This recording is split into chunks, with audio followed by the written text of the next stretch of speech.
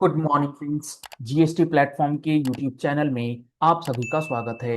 जी हाँ friends, GST consultants, advocates, lawyers, chartered accountants या फिर वो जीएसटी अकाउंटेंट्स जो जीएसटी प्रैक्टिशनर्स का सर्टिफिकेट लिए हुए हैं और जीएसटी के अंदर कंसल्टेंसी या फिर कंप्लायंस का काम कर रहे हैं, हम सब के लिए ऑनरेबल मद्रास हाई कोर्ट ने बहुत सख्त टिप्पणी करी है।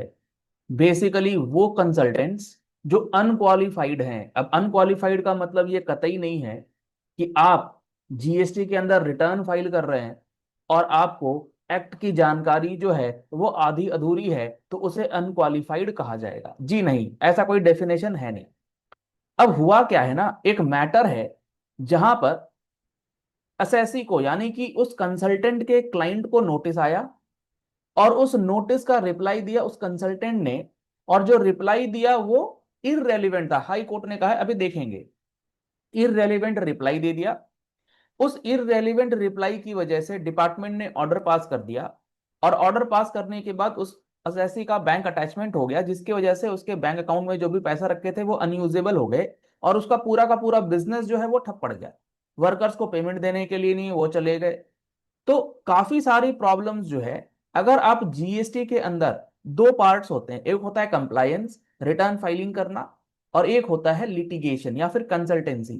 तो रिटर्न फाइलिंग का जो काम है वो तो आपको सिस्टम बेस्ड करना है, जीएसटी पोर्टल पर करना है। एज एन एसएससी आपको ये समझना पड़ेगा कि रिटर्न फाइलिंग का जो काम है वो अगर आप कर रहे हैं अनक्वालिफाइड लोग से या जिनको जीएसटी की उतनी नॉलेज नहीं है अभी, तो होगा क्या।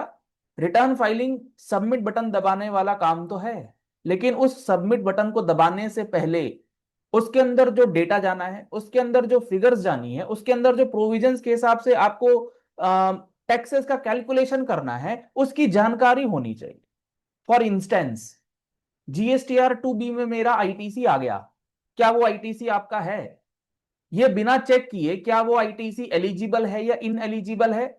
अगर क्वालिफाइड कंसल्टेंट होगा, जानकार कंसल्टेंट होगा, जिसकी फीस ज्यादा होगी, वो उस आईटीसी को पहले चेक करेगा और उसके बाद वो 3B में क्लेम करेगा। 2B में आ जाने से आईटीसी आपका नहीं होता।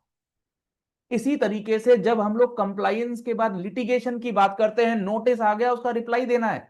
अगर वही कंसल्टेंट जिसे अगर ये नहीं पता हो कि 17(5) का आईटीसी चेक करना है या नहीं, तो वो नोटिसेस के रिप्लाई में आप कैसे एक्सपेक्ट करेंगे कि वो चीजों को डिटेल में या एज पर प्रोविजन समझा पाए? और इसमें कंसल्टेंट की कहीं कोई गलती नहीं होती है। अगर कंसल्टेंट को एज अ क्लाइंट आप रिटेन करना चाह रहे हैं तो आपको भी वहां पर रेम्यूनरेशन या उसकी जो प्रोफेशनल फीस है, अगर आप अकॉर्डिंगली नहीं देंगे तो वो टाइम क्यों लगाएगा? आप अगर उसे सही से रेम्यूनरेट नहीं करेंगे तो वो समय नहीं लगाएगा। और यही कारण होता है, हाई कोर्ट ने भी बोला है कि जो हमारे कंसल्टेंट है वो ओवरबर्डनड है, उनके पास 500 500 हजार हजार फाइलें हैं, उनके पास इतना टाइम ही नहीं है। तो वो क्या करते हैं, डर से कि हमारा क्लाइंट चला ना जाए, जो भी उल जुलूल है वो रिप्लाई दे देते हैं, इल रिप्लाई, इररेलीवेंट रिप्लाई। तो ऐसा ना करें। पहले अपने आप को क्वालिफाई यानी कि जीएसटी की नॉलेज लें और उसके बाद कंसल्टेंसी, कंप्लायंस, लिटिगेशन कीजिए, कोई प्रॉब्लम नहीं। अब देखते हैं ये जजमेंट क्या आया और इस कंसल्टेंट की वजह से जीएसटी के अंदर क्या बोला है ऑनरेबल हाई कोर्ट ने। यहां पर आप देखेंगे, the learned council for the petitioner would submit that in this case, जो ये केस हुआ, all the notices communications were uploaded by the first respondent under view additional notice। यानी कि जो नोटिस दिया गया वो बिल्कुल सही था।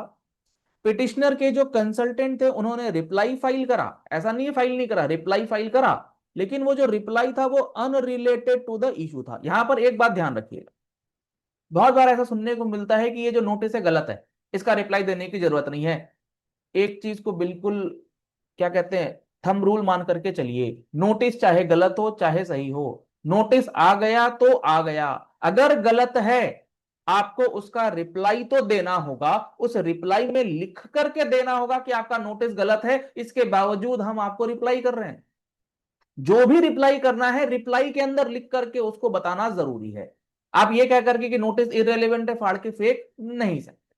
बात समझ में आती है? हाँ sir. Under these circumstances the first respondent pass the impugn order. Irrelevant reply, unrelated reply है, ऑर्डर फाड़ के फेंक दिया, ऑर्डर जो है वो पास हो गया। Further she would submit that due to the mistake on the part of the consultant. अब देखो क्लाइंट कितना चतुर है, क्लाइंट ने क्या बोल दिया, भाई हमारी कोई गलती नहीं है, जो करा कंसल्टेंट ने करा है। तो भाई कंसल्टेंट समझ जाओ इस बात को, क्लाइंट आपसे 2 मिनट में पीछा छुड़वा लेगा। First she should submit that due to the mistake on the part of the consultant they have filed an irrelevant reply।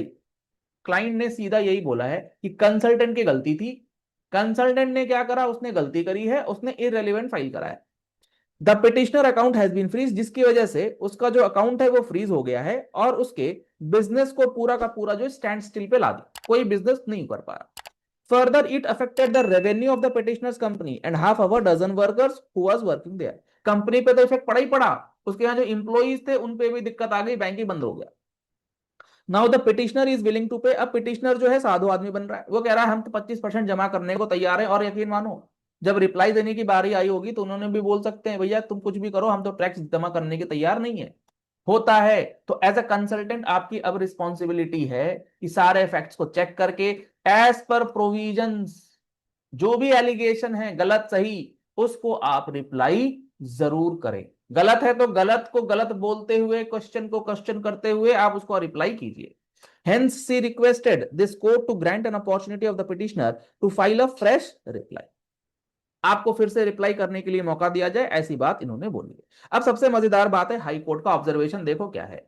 In the case on hand a show cause notice, ये high court का observation was issued to the petitioner for which an irrelevant reply was filed। irrelevant reply file किया गया है, high court ने observe करा। hence impugned order was passed by the first respondent, इसीलिए order pass हुआ। Due to ill advice of the consultant, consultant के ill advice की वजह से the petitioner has filed an irrelevant reply. Consultant ने गलत एडवाइस कर दिया, इसकी वजह से रिप्लाई इररेलेवेंट चला गया। It is pertinent to mention here that this court comes across similar circumstances or instances in several cases। बहुत सारे ऐसे केसेस है जहां पर इल एडवाइस की वजह से क्लाइंट्स का ऑर्डर जो है वो पास हो गया है, गलत रिप्लाई की वजह से ऑर्डर जो है पास हो गया। Who are not qualified person, ऐसे कंसल्टेंट के पास आप जाते हैं एज असेसी, ये देख करके वो मेरा काम इतने में कर दे रहा, आप इतना क्यों ले रहे हो भाई।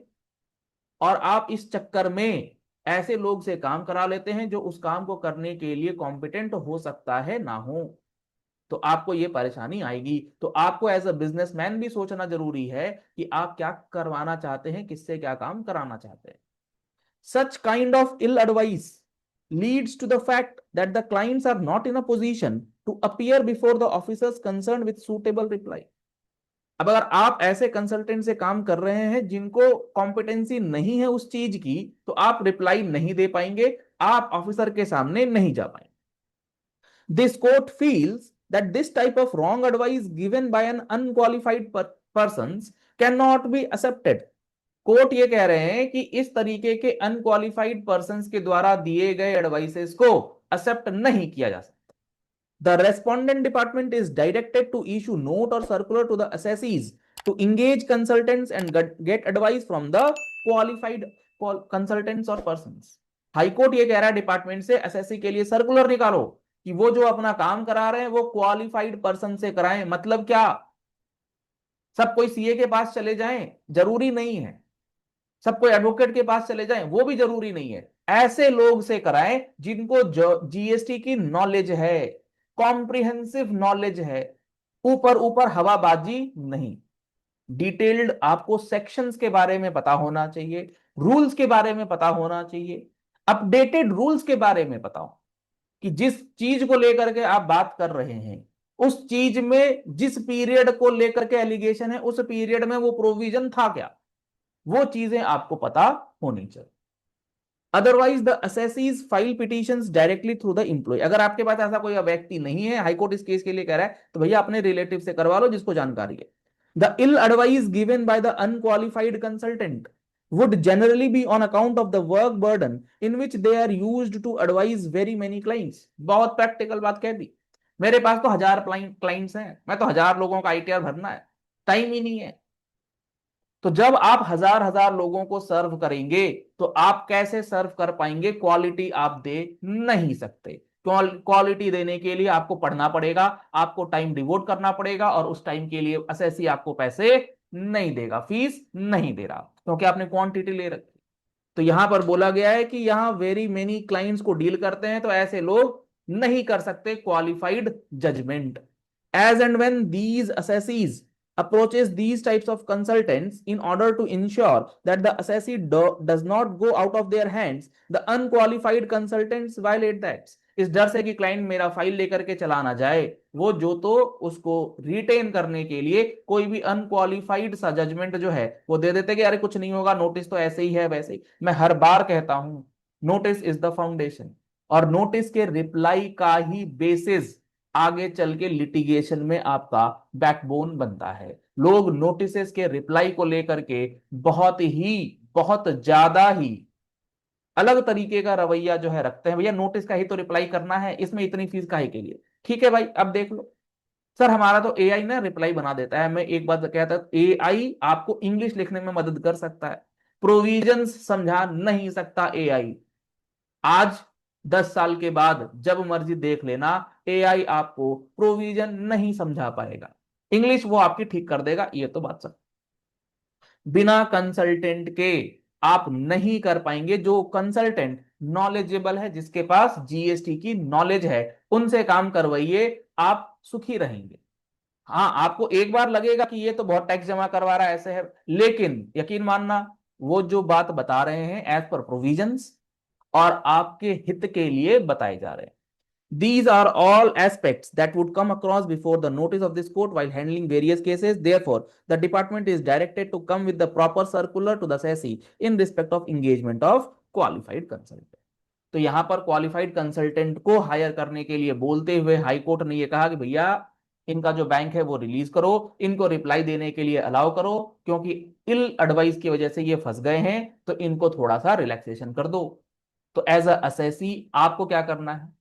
आप ये कम पैसे कम फीस के चक्कर में अगर आप गलतियों पे गलतियां करते रहेंगे और इस तरीके के इल एडवाइस लेते रहेंगे तो आपको बचना मुश्किल है। और एज अ कंसल्टेंट आपको क्या करना है? आपको एज अ प्रोविजन और एज रूल्स आपको सारी बातों को देखना ही पड़ेगा। जब तक प्रोविजंस और रूल्स को आप नहीं पढ़ेंगे, आप जीएसटी में कंसल्टेंसी लिटिगेशन कंप्लायंस नहीं कर सकते। सबमिट बटन तो आपका ऐसे दबा लेगा। क्लियर होती है बात? हाँ सर, क्लियर तो हो रही है। तो आगे से आपको करना क्या है? आपको पढ़ने की आदत डालनी है। बिना पढ़े तो काम बनेगा नहीं। से पढ़े कहां से? ये जीएसटी का एक्ट इतनी बार चेंज हो गया, समझ ही नहीं आ रहा पढ़े कहां से। बहुत सिंपल है। जीएसटी का फुल कोर्स है 2025, अपडेटेड रहेगा 2025, दिसंबर 2025 तक पूरा का पूरा कंप्लीट बैच आपके लिए अवेलेबल है। सर दिसंबर 25 तो आया ही नहीं, बिल्कुल नहीं आया। अभी हमारी जो क्लासेस हैं वो 180 प्लस आवर्स की आपके लिए अवेलेबल हैं, जिसमें अगस्त 25 तक का सारा अपडेट सारा अमेंडमेंट इंक्लूडेड है। ओवर हो जाएंगी क्लासेस, 3 क्लासेस उसमें बची हैं, पूरा क्लासेस आपके लिए अवेलेबल है। 1 साल की वैलिडिटी है। आप उस वैलिडिटी के अंदर 1 साल के अंदर जितनी मर्जी बार उन क्लासेस को देख लीजिए, और यकीन मानना जब आप उस क्लास को पूरी शिद्दत से देख लेंगे, जो बताया गया है, आपको ऐसी चीजें कभी सुनने को नहीं मिलेंगी जो मैंने आपको अभी जजमेंट में मिला, इल एडवाइज ये वो। आप जब उसका रिप्लाई बनाएंगे, आपका कॉन्फिडेंस इस लेवल पर होगा आप सोच नहीं सकते। तो आपको चीजों को पढ़ना पड़ेगा, बिना पढ़े काम नहीं चलेगा। तो कोर्स के अंदर आपको अगस्त 25 तक का सारा अमेंडमेंट मिलेगा, और आने वाले दिसंबर 25 तक के अमेंडमेंट थ्रू अमेंडमेंट क्लासेस भी आपको दिए जाएंगे। तो आपके लिए पूरा डिटेल्ड कोर्स ऑलरेडी अवेलेबल है, अपडेटेड कोर्स अवेलेबल है, तो आप उसे ज्वाइन कर सकते हैं। ज्वाइन करने के लिए आप हमारा यूट्यूब चैनल के जो वीडियोस आप देखते हैं उसके डिस्क्रिप्शन बॉक्स में लिंक दिया गया है हमारे जीएसटी प्लेटफॉर्म के मोबाइल एप्लीकेशन का। उस मोबाइल एप्लीकेशन को डाउनलोड कर लीजिए, जीएसटी प्लेटफॉर्म, वहां पर जीएसटी फुल कोर्स 2025 अवेलेबल है, आप उसे व्यू कर सकते हैं। कॉन्टैक्ट नंबर्स आपको स्क्रीन पर दिए गए हैं, 9693601228।